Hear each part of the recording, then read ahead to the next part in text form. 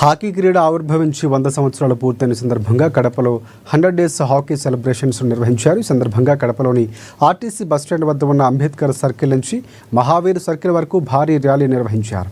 కడప జిల్లాలో హాకీకి ఒక ప్రత్యేకమైన చరిత్ర ఉందని హాకీ అసోసియేషన్ అధ్యక్షులు తెలిపారు. భారతదేశంలో హాకీ గేమ్కు గొప్ప వారసత్వం ఉన్నప్పటికీ ఇటీవల కాలంలో హాకీ ప్రాచుర్యం తగ్గిపోయిందని ఆయన ఆవేదన వ్యక్తం చేశారు. హాకీ క్రీడను మళ్లీ అభివృద్ధి చేయాలనే ఉద్దేశంతోనే ఈ ర్యాలీ నిర్వహించామని ఆయన పేర్కొన్నారు.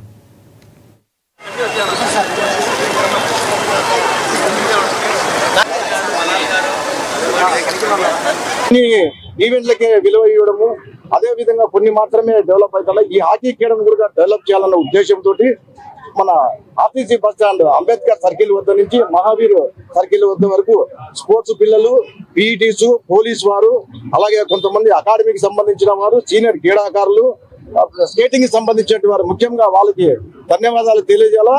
ఎందుకంటే వాళ్ళ యొక్క స్కేటింగ్ వల్లే కొంతవరకు మాకు ఈ ర్యాలీ అనేది కూడా సక్సెస్ అయింది. కాబట్టి అలాగే పోలీసు వారు కూడా మాకు ఎంతో సహకరించినారు ఈ ర్యాలీకి.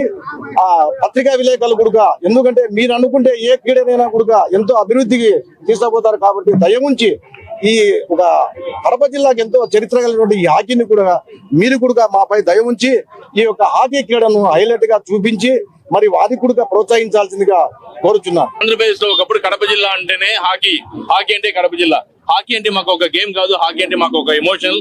ఓకే, ఈ హాకీ మీద ప్రేమతో, అభిమానంతో ఇంతమంది సీనియర్ క్రీడాకారులు ఇక్కడ ర్యాలీలో పాల్గొనడం జరిగింది.